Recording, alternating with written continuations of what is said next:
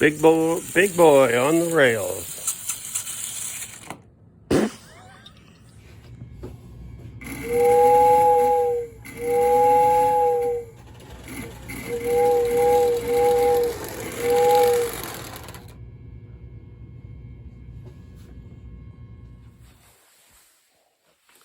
Hello everybody and welcome back to Old Frail and Decrepit. Today we're going to have a look at what I picked up in this tote. At the Omaha Winter Show about a month ago, I picked up this tote. I didn't intend to pick up a tote. All I was doing was just looking at a few of the cars down in it, figuring I could use them for parts. Maybe there might be something there I could actually use. So I asked the man, I says, what do you want for these? I had 2 or 3 in my hands. And he says, what do you give me for the whole tote? And I looked at it and I thought, well, it looks like a lot of junk in there. So I said, well, what would you want? He says, $25. Now this man's a genius. I've run into this before. I think it must be written on my forehead. This guy doesn't have exact change. So they always put it at a price that I just can't quite get him exact change. So he says, $25. And all I had was 40. He says, well, look on the table here and see if there's anything else that you might want. Well, I looked around and I found something else to get it all the way to 40. And I come home with this tote and another train car. So we're going to have a look at what I picked up. Of course, in this tote also I have another little purchase that I made. Same sort of deal. I was looking at 1 or 2 items and the vendor says, well, what do you give me for the whole lot of them? And I think I paid $20 for that too. So they picked my pockets pretty clean, but I think I still won. So we're going to have a look at what I picked up, and then we're going to run some trains on what's left of my Christmas layup. Thanks for watching. All right, let's have a look. See what I got. You know, and one of the nice things was, not only did he sell me everything that was in the tote, he says, you need that tote to carry it home. So, had a lid and everything. Couldn't complain about that at all. So, we'll start here with the second little item that I mentioned, the little flat of cars that I picked up. And of all things, it was a flat full of Mark's flat cars. Now, I was looking at this blue one and the green one, and one of these others, and that's when he says, well, what will you give me? We settled on a price of $20. And what did I get? So there was 5, 10, 13 cars for $20. Can't say as I lost on that deal. There's some of those that I will make loads for. There's some of those that I will use for parts. But all in all, I think I come out on that all right. Now, this is one of the cars that I was looking at when I first was looking at this tote. Now, I've pulled the handrails off of it because it needs some attention, but I figured the wheels and the couplers on it were good, so it'd be worthwhile. So that's what kind of drew me to this tote. Let's see what else is in there. And I've actually got parts that I can fix that one all up. Got this transformer, which I have checked. It does work. But I've got 4 or 5 of these already, so I don't really need another one. So This one will probably go back to the train show and see if somebody else will buy it.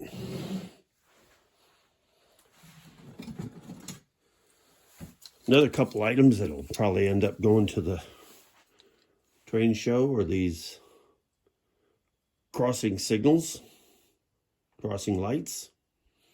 Again, I have a number of them. This one here is in need of some attention. In fact, I think both of them are. But I figured if I got $1 a piece out of them or something like that, that'd be just fine. But it was kind of neat to have those come in that group. Now we get to the cars, because this is what I found once I got to digging into this tote, was the number of cars that were actually usable. Starting off with this Union Pacific flat car. Now, I have taken these in the past and made kind of an articulated little train, but it's of such a length now I really don't need to add any more cars to it. But we'll see if it sells. If it doesn't sell, maybe I will add that to that other little consist that I have.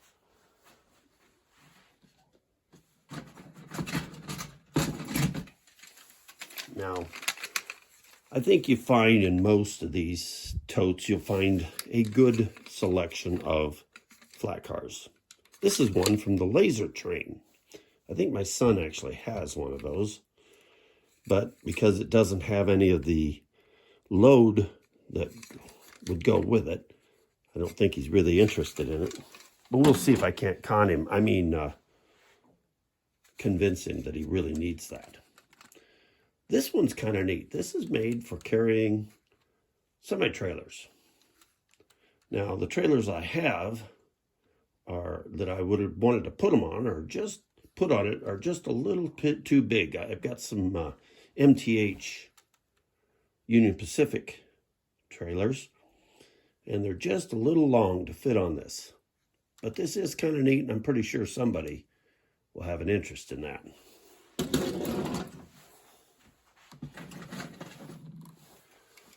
And as you can see, more flat cars. But the neat thing about all these is they're all complete. They're all usable. And remember, I've only got $40 in this little tote. Then after we got done with flat cars, then we went into gondolas and hoppers. Got this 1002 and a couple of hoppers. That Great Northern's pretty good looking. In fact, I was half tempted to keep that one. I've got a number of these, Lehigh Valley. And more Lehigh Valley. And more Lehigh Valley and more Lehigh Valley. Seem to be, they really like those Lehigh Valleys over there at Lionel. And we still got some more Lehigh Valley and another Great Northern. Now, of course, out here on the plains, the Great Northern would be much more of what we would have seen than the Lehigh Valley. So that's a total of 8 hopper cars. Now this one here isn't complete. It does have a coupler on it, and it's got its wheels, but as you can see, it's missing the deck on the front and the back. And it is a lighted car, or was at one time. So it does have the pickup, but I figure I put a couple bucks on it. The body doesn't look like anything's broken on it, so maybe somebody can use it for parts.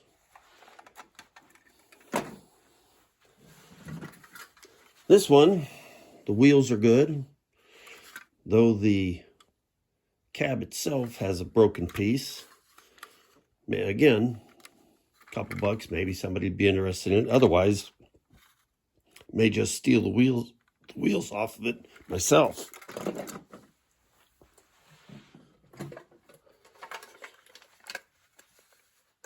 And this is one of the box cars that I got in it. And I always like these size box cars. This is a 6014, as you can see there. But they look good on the small layout like what I've got. But we're going to see if somebody else wants that one. Now this one's probably not going away, because this is a pre-war, and it's got the box type coupler that I really like. But it's kind of in the condition that I usually see gondola cars in. So this one here is going to be a keeper.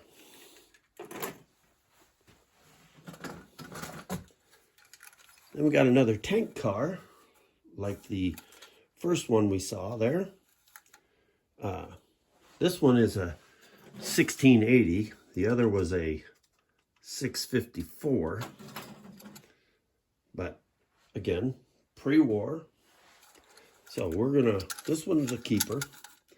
Needs a little oil, but we'll clean her up, oil it up, and run it with the rest of my pre-war stuff. Then we had a couple of tank cars in there. I didn't have one like this bright orange 6465. So you can see the casting is pretty much the same. You know, the difference is this has the molded handbar, which ends up looking like a shelf, whereas this has the actual add-on handlebars. But we're going to see if that doesn't sell. And if that doesn't sell, my grandson, one of my younger grandsons, really likes box cars, or tanker cars. So we're going to go ahead and keep those if they don't sell. And this is what I paid the extra $15 for, because I didn't have change. Which I can't say as I'm complaining about it. It's a 6315. I didn't have one of these. Looks to be pretty well complete now. When I first got it, the wheels would wobble. So I changed them out, put some nuts and bolts in it, and it runs really, really well now.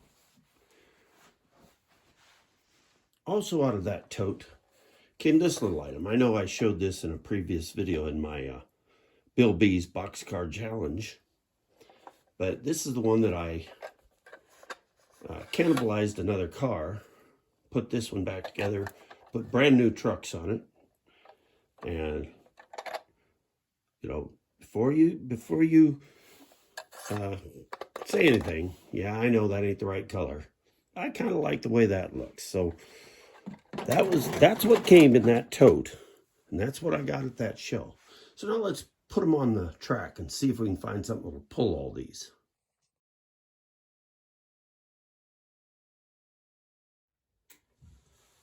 All right, let's see if we can actually pull all of these.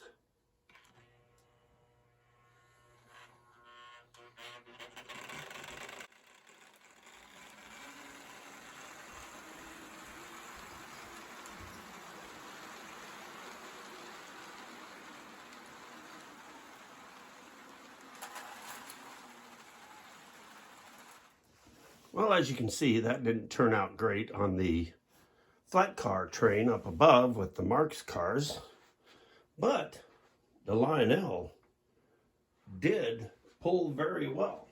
Now that flat car train of Marx, I got all but 4 of the flat cars onto the train, and then I just ran out of track. So let's go ahead and run our Lionel train here. There we go. See if we can get it going again without derailing.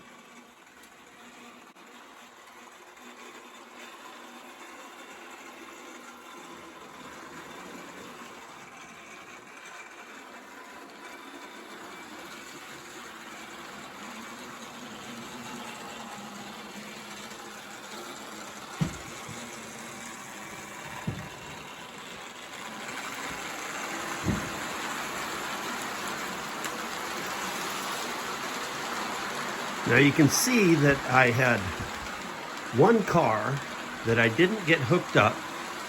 Well, partly because I ran out of space, but the other part is it has the Scout type couplers on that gondola. So I just flipped it over and put it on the flat car. Oh, there we go.